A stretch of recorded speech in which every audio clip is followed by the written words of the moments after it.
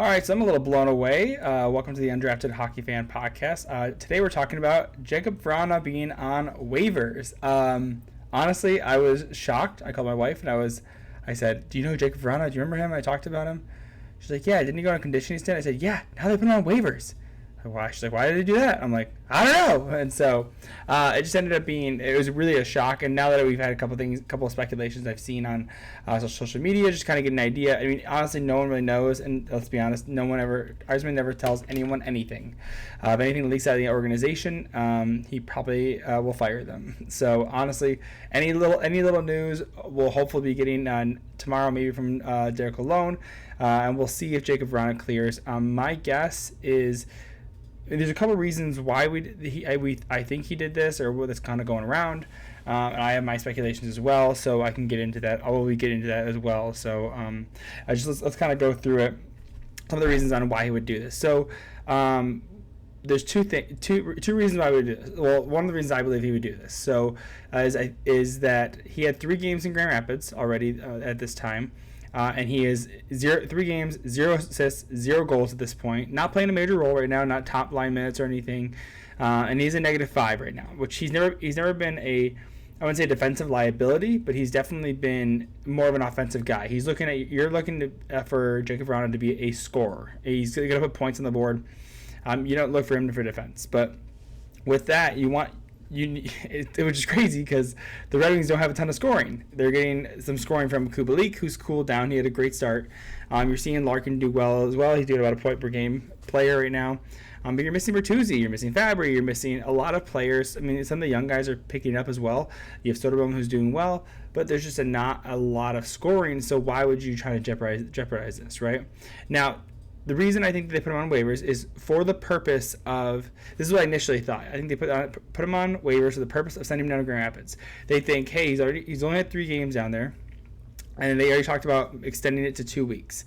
So doing 2 weeks in the AHL for conditioning stint. Red Wings actually just did this recently for Magnus Hellberg down there, and he ended up doing fairly well down there. I think he had like a 9.943 save percentage. So I think he had 2 wins, 1 loss. It wasn't a ton of time down there, but he was down there for a little bit, and it worked out well. By the way, we will get back to the goalies in a second. By the way, Red Wings are carrying 3 goalies, which is very unusual. So we'll see. So everyone going into this, they're like, okay, Robbie Fabry is returning for the game on Wednesday. So today's Tuesday, December 3rd. So Wednesday, December 4th, January. Goodness gracious, I'm missing this.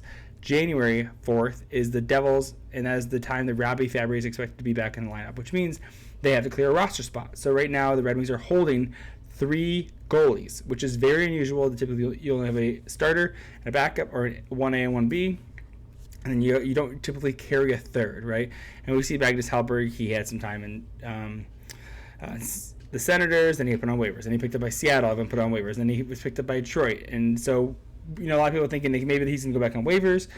Maybe Nedeljkovic is going to go on waivers. So let's kind of jump into the goalies real quick, just to give you an idea why we're talking about this real quick.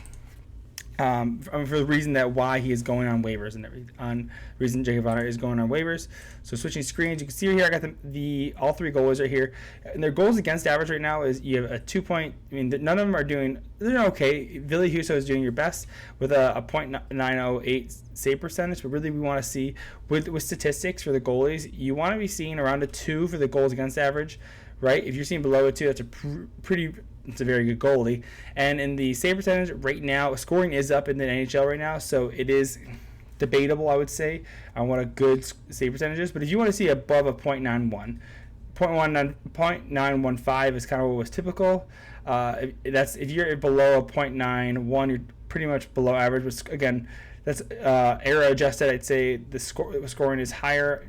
He's not doing terrible. Ville Husso is doing well. Of course, you can see he has played the majority of games, at 24. And then you kind of look again.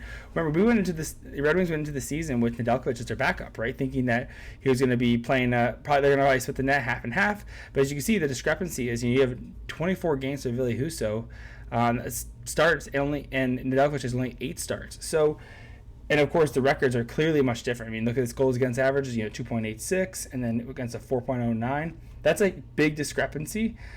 This is not sustainable. You can't continue a career in the National Hockey League with above 4 goals against average. It's just not sustainable. And so that's kind of, I think this is one of the reasons they brought in Magnus Hellberg, to kind of give a little bit of competition to Nedeljkovic. I mean, because clearly Ville Husso right now is your 1A and or starter for goalies. And so you're seeing already the smaller sample size is, again, right, Magnus Hellberg has not had a ton of experience this year, but in his 3 starts, 4 games played, 2-2, 2.94, and that's actually even better than Husso at this point. Again, smaller sample size, and a .897, so not great, but better than Nedeljkovic, right? And remember, Nedeljkovic and Hellberg do not have a contract after this year, right? So, Steve Yzerman can trade him away, but I get at this point, Nedeljkovic does not look like an asset being wanted to trade, or probably no one would pay for it, let's be honest. And then Hellberg, of course, is desirable, I would say, because Senators have picked him up. And so the Kraken, so he's desirable by teams. He is a fringe backup goalie in the NHL, right? But Nedeljkovic has only had one really good year with the Carolina Hurricanes, and then he did not do amazing last year, but of course the Red Wings weren't that great last year either. And so this was a big prove-it year for Nedeljkovic, so we're going to have to see what happens with him. So again, this is where a lot of people were thinking that maybe there's a trade coming with bringing in Fabry. You're going to maybe move Nedeljkovic, move Hellberg, get some sort of assets back for them, something, right? Just getting something, right? Again, no one saw this coming. So there's a belief that one of these guys are going to go on waivers, or maybe Adam Ernie. You have Hugh Suter with a couple ones as well, or maybe you're going to send down. Mind you, Red Wings also had 3 rookies that are waiver exempt that could go down. You have Soderblom playing well, slowed down a little bit, but playing well. Berggren playing excellent, absolutely showing that he's capable of being an NHL player, as well as Joe Veleno, who has established himself as his first full year as a center in the organization. So you want to keep him there. Centers are much more valuable, and Soderblom playing the wing, and Berggren also playing the wing. They're great additions, but again, they're all waiver exempt, so they don't have to go through waivers to be sent down. So that's where a lot of people are thinking. But I know that Lalone talked about. He said he did not plan on them being sent down. He wanted to keep them on the roster. He talked about they played really well, which was promising. And so, again, that's another reason why we were thinking about having these goalies being sent down. But, of course, they were not. And so the other thing is that we talked about – so again, the what I believe is that the reason that Steve Yzerman was going to place him on waivers is, one, he actually believed he was going to clear. Well, one, like I said before, he was going to go on, he was going to say, hey, I think Vrana needs to go down for longer than 2 weeks, and then have an extended stint down there, just so we can get his legs underneath and just kind of bust some of the rust off, because he did enter the player assistance program, which we have no details on it on what it was, but we did see Carey Price go into it recently last year with spouts of alcoholism, which we're not making any speculations about what it is. We're just glad that he is healthy and in a better place. And so we're happy for Vrana to be back and feeling that he can play hockey again. And so we thought, the idea is that Vrana would clear and go down to Grand Rapids and play down there and just play until he can get his game back, and then the Red Wings would recall him up. The other reason that there was a belief that he would clear is because his contract. So we're going to his contract now. If we got here right already this year, his cap hit is $5.25 million. And so if you scroll down on Cap Friendly, great resource, very much and very much love it. So mind you, Vrana came over in a trade so it was Anthony Mantha going to the Washington Capitals, and the Red Wings got back a first-round pick, which they used to pick up Sebastian Cossa. They got Jakub Vrana as well. Great. It's awesome. They got a goal scorer. And they also picked up Richard Panik in a second. Okay, that's part of the deal. And the reason they got the second is because they picked up Richard Panik's contract. That was at the trade deadline of 2021, and then following August 2021, he signed a 3-year, $5.25 million contract. So you can see how it splits out as well. So the thing is that's a high contract to pick up. So the belief is that Detroit was like, hey, Steve Yzerman, the genius that he is, we all worship him practically in Detroit because he has not made a major bad move yet. This is one that is the most questionable, I'd have to say. Maybe the Sherratt signing, a lot of people are questioning about that, but it's only the first year. We still have 4 more years of him. So 4 or 5 more years. Anyways, this is one of the big questionable ones, and makes me think that this isn't necessarily on Steve Yzerman. It's more on potentially Jakub Vrana, and we will get further into that as well, because there's a thing about his social media that we are a little concerned about, to say the least. But the reason that we think that a lot of people think he's going to clear is because this cap hit is huge. 5.25 is not a small number. Your average hockey player, I think, is making like 1.2, right? So this is like 4 hockey players in one, right? So not a small cap hit. And so if you actually go to the teams that are able to pick this up, let's go to cap friendly over here. So we'll scroll down. So you can see, so it's a 5.25, right? So you have to look at current cap space available for those teams. And so mind you, that means that the team, to be able to pick them up, has to have a cap hit availability of 5.25 for them, right? That doesn't include dollars, right? That is just the cap hit, so that the team can stay under the cap. So you have about 7 teams that have the availability for that cap, and the Red Wings are one of those. So really, it's only 6 teams that have ability to put in a waiver claim for it to pick them up. You have the Senators, you have the Wild, you have the Blackhawks, Ducks, Sabres, and Coyotes. So you could see probably the Ducks, the Sabres, or the Coyotes, or the Chicago Blackhawks taking a flyer on them and trying to flip them. Minnesota Wild, I'm not sure, and neither the Senators. I don't know if they're in positions. I think maybe Minnesota Wild, but again, those are big cap hits. And then now, if those teams, the Senators and the Wild, did that, they'd have only about $1 million to $1.5 million less. I mean, Senators have less than $1 million left to do anything at the trade deadline, and then Minnesota Wild have about $1.5 million left. That's still not a ton to do. So they'd have to move out players to be able to move out cap space to be able to keep him and make moves. So again, and one of the other teams could probably pick him up for nothing. But again, the reason that we're thinking he's going to clear is because there is some indications of disgruntledness, I'd say. I don't think he's happy with the Red Wings right now. I don't think there's maybe a breakdown in communication. And the reason we see that is, and people have talked about this a lot, if you go to his Instagram, there's no longer any Red Wings content. So you have no Red Wings content. You can see he does have his Capital stuff, though, which I think is really interesting, that he kept his Capital stuff. Of course, you want to keep your Stanley Cup champion, but you keep all your Capital stuff. And when he got traded, he said he was happy here, but there maybe was inkling of untruthness. I wouldn't say lies. There was a feeling that maybe he wasn't happy here, and he said he was, and so we believe him as much as you can. By the way, I'm not following him on Instagram. So, but you also see on his Twitter that he does have a Red Wings on here, but mind you, he hasn't posted anything since 2018, so I don't really count that as anything big. Again, the Instagram one is the most concerning, and so he really cleansed himself of the Red Wings, I'd say. So that's one of the concerning parts, is that you're thinking, hey, why would he do that? Is there some frustration? So there was a theory as well that he could be putting on waivers to then be put on unconditional waivers to be bought out.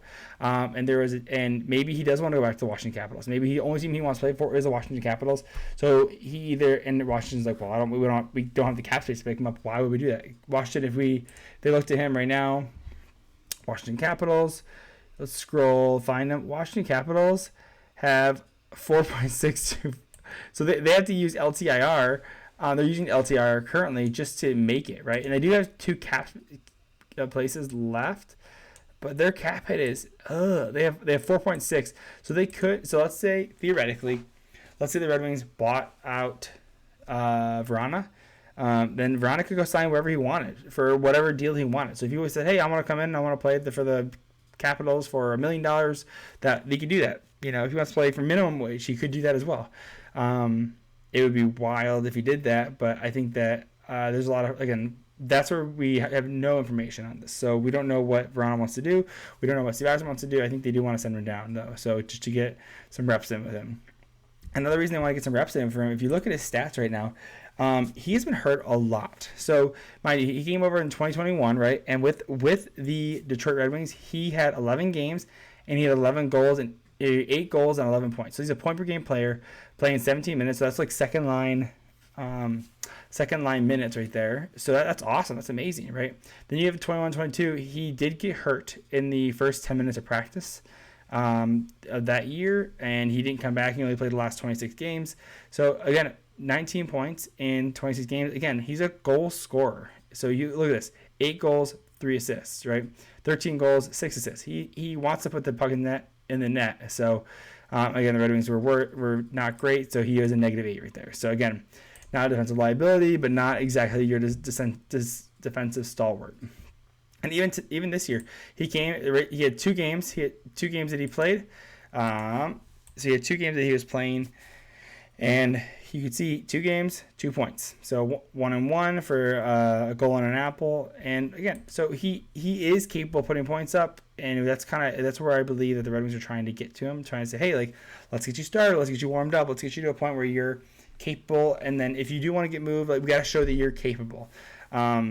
And that's why I believe that they're trying to send him down just so he can get his reps in. So it's like I said, it's frustrating because you also got to look at this player.